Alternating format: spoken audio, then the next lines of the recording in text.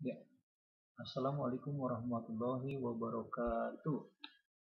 Selamat pagi anak-anak semuanya. Kita bertemu lagi di pelajaran mata pelajaran agama Islam. Sekarang hari ini kita memasuki bab keempat, yaitu iman kepada malaikat. Iman kepada sekarang malaikat. Nah, ini malaikat Israfil, tugasnya trompet, sangkakala. Nah, ini sekarang sudah terjadi katanya ya, di YouTube itu ada orang yang mendengar suara aneh dari langit di beberapa negara termasuk di Indonesia, ya. Termasuk di Indonesia itu sudah terdengar ada suara-suara yang mirip trompet dari langit. Gitu. Terus teman Fajar Kasih bilang, "Oh, malaikat Israfilnya sedang geladi kotor untuk meniup sangkakala." Maksudnya geladi itu apa? Latihan. Latihan akan dimulainya hari kiamat. Ya Allah. Kita mempersiapkan diri sebelum kita wafat, meninggal dunia, kita persiapkan diri kita ibadah yang sempurna, akhlak yang sempurna, baik lisan maupun tingkah laku yang karimah yang mulia, sehingga kapanpun kematian itu datang, kita siap. Atau kiamat itu datang, kita juga sudah siap. Karena memang itu sudah sunnatullah, sunnatullah, sunnatullah. Kematian dan hari kiamat itu sunnatullah. Memang begitu adanya. Dunia ini akan berakhir nantinya. Gitu. Tapi entah kapan hanya Allah yang tahu. Nih, lanjutnya. Nah, Israel atau Israel. Mencabutnya ini malaikat yang paling ditakuti oleh semua makhluk ini. Israel, malaikat yang paling ditakuti oleh makhluk itu. Kullu nafsin za'iqatul maut. Setiap yang bernyawa pasti wajib mati, ya. Setiap yang bernyawa wajib mati. Tadi Fajar Kasih sudah mengawali siap-siap. Makanya selagi napas di badan, ya, selagi napas berhembus, ya kita mempersiapkan diri. Ingat mati itu menuntun kita untuk berbuat baik, berkata yang baik, berbuat yang baik, berpikir yang baik. Dengan kematian itu, karena kematian itu kan bisa datang kapan saja. Ya anak-anak, bisa datang kapan saja. Orang yang sehat-sehat bisa seketika mati, apalagi yang tidak sehat. Orang yang di rumah bisa saja mati kapan saja, apalagi yang di rumah sakit. Orang yang di kantor saja bisa meninggal, apalagi para tentara yang tugasnya berperang, mempertaruhkan nyawanya. Jadi kematian itu bisa datang kepada siapa saja dan kapan saja kalau sudah ditakdirkan oleh Allah Subhanahu wa taala. Tapi yang penting, kalau kita sudah tahu kematian itu akan datang, itu adalah menjadi nasihat buat kita supaya kita selalu mempersiapkan diri. Apa? Tadi udah Pak Jaka bilang, ibadah yang beramal yang baik. Gitu kan? Perilaku dan ucapan yang baik. Pikiran kita yang baik, hati kita yang baik. Gitu. Itulah persiapan yang baik. Ya. Sehingga nanti ketika ajal menjemput kita, kita sudah memiliki catatan-catatan kebaikan dari Allah Subhanahu wa taala. Lanjut ya anak ya. Nih dia nih. Malaikat Munkar dan Nakir bertugas bertanya di alam kubur. Munkar, Nakir. Ini bersamaan nih. Pertanyaan-pertanyaan. Man robuka? Siapa Tuhanmu? Kalau nggak pernah sholat, nggak bisa jawab. Tapi kalau sholat dengan enteng. Allahu Robbi. Man nabiuka? Siapa nabimu?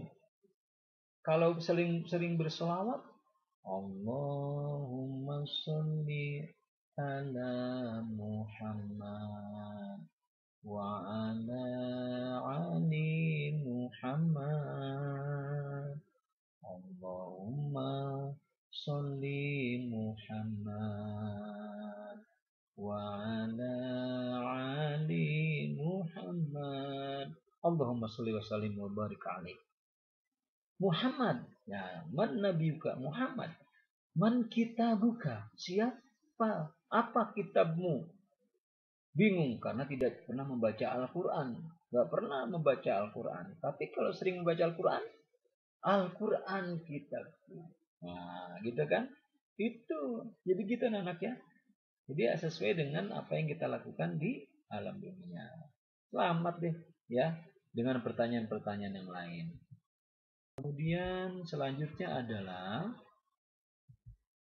malaikat Raqib Atid yang bertugas mencatat perbuatan baik dan buruk kita. Nah, anak-anak sekalian, ini Raqib Atid ya.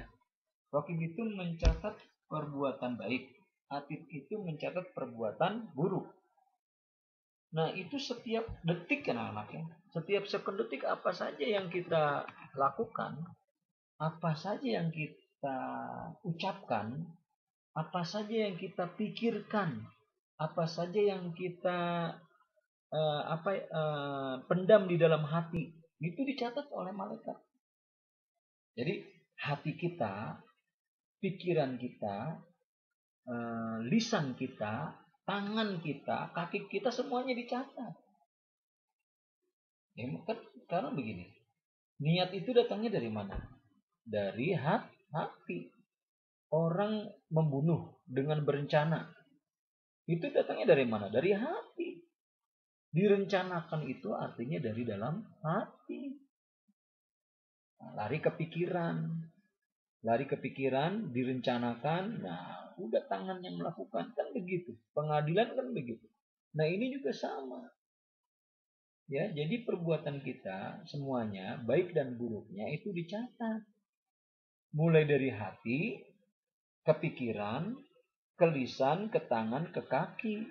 Terus serinci-rincinya. Gitu anak-anak ya. Nah, nanti di alam akhirat kita akan menerima kitab itu, catatan kita.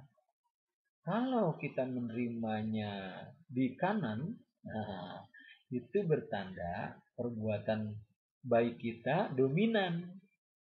Tapi kalau kita menerimanya dari sebelah kiri, itu tandanya perbuatan jelek kita yang dominan. Nah, tinggal pilih yang mana nih.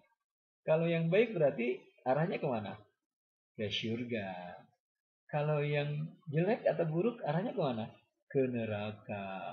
Ya, itu tinggal pilih anak-anak. Ya, tinggal pilih. Jadi mau kemana kita? Ya, baik. Selanjutnya, kita harus hati-hati dalam berkata, berbuat ya. Nah, karena ada yang mencatatnya. Nah, ini sekarang malaikat Malik. Nah, ini malaikat yang ganas ini. Malaikat yang ganas banget ini. Malaikat yang tidak punya ampun. Ya, ini malaikat yang di neraka ini adalah orang-orang malaikat yang akan menyeret orang-orang kafir, orang-orang musyrik, orang-orang munafik ya. Ini di sini. Orang kafir, orang musyrik, orang munafik ya, itu diseret ke sini dan tidak ada rasa ampun.